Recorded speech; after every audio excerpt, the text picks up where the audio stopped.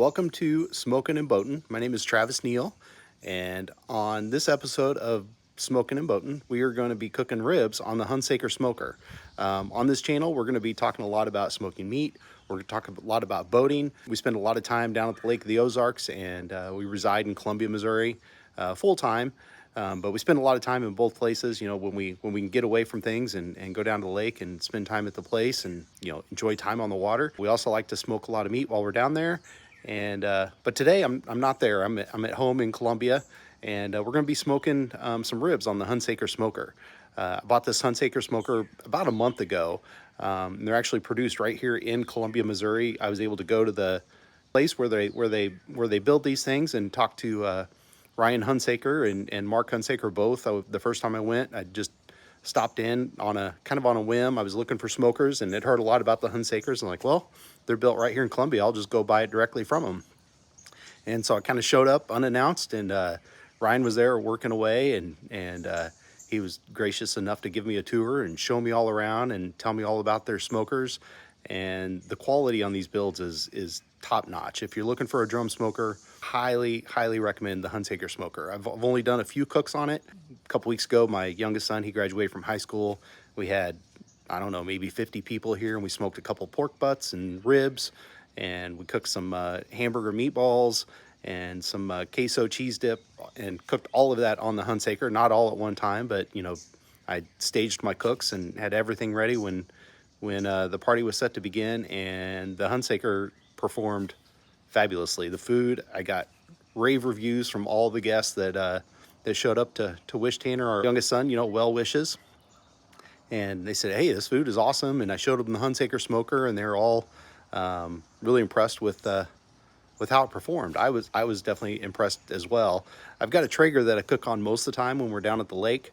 With the Traeger, it's you set the temp, you throw your meat on, and cook it for the prescribed time. And if you want to learn how to smoke meat, all you have to do is go to YouTube. The person that I watch the most, the one that's when I first started getting tiptoeing into smoking meat, I came across Malcolm Reed with How to Barbecue Right. Highly recommend his channel. I've been watching him for years, and he's fun to listen to. He's from Mississippi, so he's got that southern accent.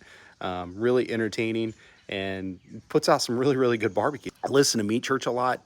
They do, it's Texas barbecue. I was born in Texas, so I like Texas barbecue. Living here in central Missouri, we get Kansas City barbecue, we have St. Louis barbecue, we have Memphis barbecue, and then, my roots from Texas. I like barbecue. That's all I got to say. But today we're going to, like I said, we're going to smoke the ribs on the Hunsaker. With the Hunsaker, I mean, you can lay them flat like you can in a traditional smoker. There's definitely grates that you can, just lay your meat out there and let it cook. But after talking with Mark Hunsaker, he recommended hanging ribs. He said, once you hang ribs, he says, you'll never cook them another way. And I got to tell you, I bought the rack from Mark when I went there, and I wanted a dual rack, just a lay flat rack for the smoker, so you can cook 2 levels of meat, or you put a water pan in there if you felt like you needed to. They had rib hanging racks also, or meat hanging racks. And after talking with Mark, he's like he said a lot of guys are doing it, and gals, but once they start hanging their ribs, that's the only way that they cook them. So for the graduation party, I bought the rack from Mark, and you put a couple of hooks in your ribs. I'll show you that here in just a little bit. And you just hang them down in there, and you cook them. I cooked them for a couple hours, and then wrapped them for an hour and laid them flat on the rack. When I wrapped them, I think some guys will actually even wrap them and hang them, but I don't want all the juice running down. When I do my wrap, I'll put butter in there and maybe some honey, or just a little bit of liquid to help tender those things up. And I don't want all that just running down, so I put my grates in, wrap them, and lay them back in the smoker, and let them go about an hour. And then I boat them just like Malcolm Reed taught me right at the end of the cook, and I'll sauce them up. I like sauce on my ribs, and set them back on the rack for just enough to get it tacky. And we'll show you all that today on the channel. But the primary goal of this channel is just to share with you some things that I enjoy doing, today it's going to be smoking on the Hunsaker smoker. And, we just spent 3 days at Lake of the Ozarks for Memorial Day weekend and took all kinds of video that I'll be sharing, with the fun activities that we do when we're doing the boating. So today we're doing the smoking. We did the boating last weekend. I'll definitely get that on the channel and let you guys start watching. We did jet skiing and wakeboarding. We'd never done wakeboarding before, so it'd be fun to watch, how we do that. I watch Sean Murray on YouTube. I'm a big YouTuber. I like watching YouTube, learn how to do all kinds of fun things. But Sean Murray, he puts out some great videos on wakeboarding, and I bought used wakeboards on Facebook Marketplace. I was like, we'll drag them behind the boat and see if we can have some fun with them. Found a really good deal, bought a couple of them, and I've got videos of the family and I giving those things a whirl, and got some videos of some my niece and nephew trying to ski. We got video of me going out there and ski, and I'm a middle-aged, overweight gentleman, and it's I did it. It was a good time, but you may get a chuckle watching this big old boy get out there and do that. We did the jet skiing, swimming, all kinds of fun things that you do on the dock. And I gave you a real short snippet on the future video of what I was smoking at Lake the Ozarks. Not to give anything away, but it was just plain old hot dogs. When you're having a good time at the lake, sometimes you just need just a quick little meal. And we fired up the grill and cooked some hot dogs, and it was great. All right, so I've had the Hunsaker smoking going for just a little bit, and my temps are running right there at 275. It's got a cool feature down here at the bottom.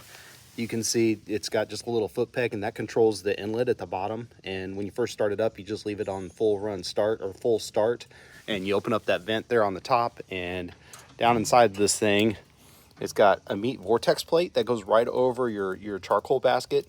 And the idea is as for one, as your drippings fall down on that, it's going to prevent flare-ups, but then also it's going to sizzle all that nice flavor and bring that back up into the food.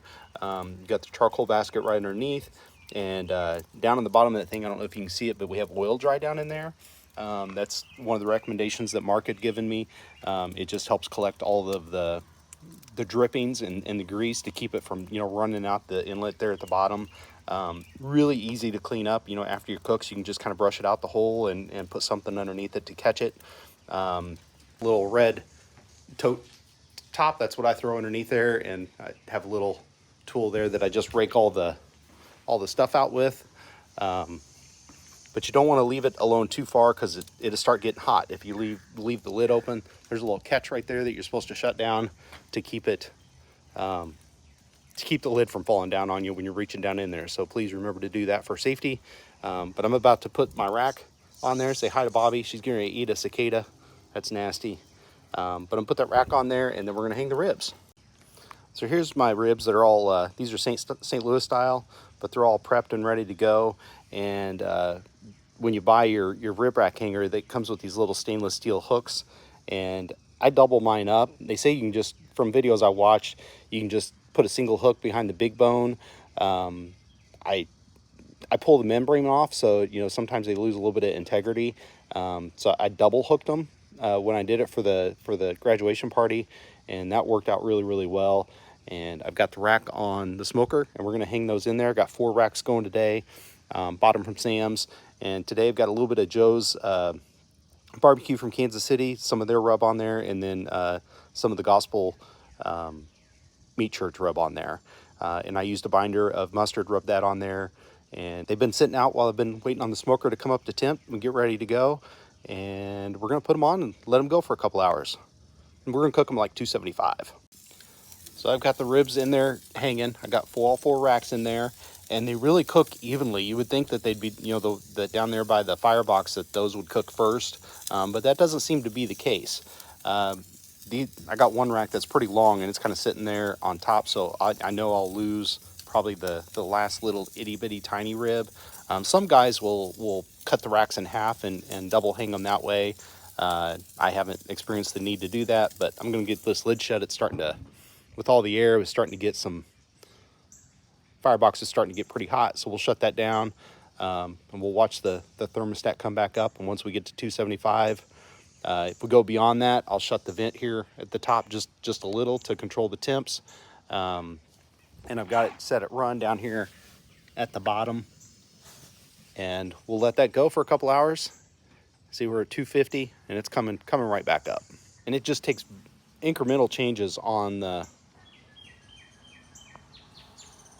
vent there to stabilize your temps. I've cooked overnight with it when I did the pork butts with the for the party. I'd put those on and let those go for 4 or 5 hours, and got up in the middle of the night and came down to wrap them up for the graduation party, and temps were running perfect. Didn't have to add any charcoal to the firebox. He just kept on going. We're gonna let this go for a couple hours and we'll check back in with you. So I came out here just to check my temps, and we're running at 250. And so I'm gonna just open that up just a touch and see if we can't bring temps up to like that 275 mark. And they've been on for right at an hour, and we're just gonna take a peek at them real quick and see how they're looking. And I mean, they look and smell delicious so far. But we'll shut that back down and see if we can't get that heat to come back up to 275 and let them go about another hour. So the ribs have been on right at 2 hours. We're gonna take a peek at them, see how they're doing. And they are looking and smelling really good. I wish you could smell them. So what we're gonna do here now is I'm gonna pull these off the rack here in just a moment, or off the hanger, and we'll take them upstairs and wrap them up. And then I'm gonna put a couple grates down, and we'll lay them flat down in the smoker and let them go about another hour. And then after that, we'll boat them, sauce them, and then it'd be time to eat some ribs. All right, so there's the ribs sitting out on the counter. We're gonna put some butter and some brown sugar, and then we're gonna put some Meat Church honey hog barbecue on there, and wrap those things up, put them back on the grate, and let them cook for about another hour.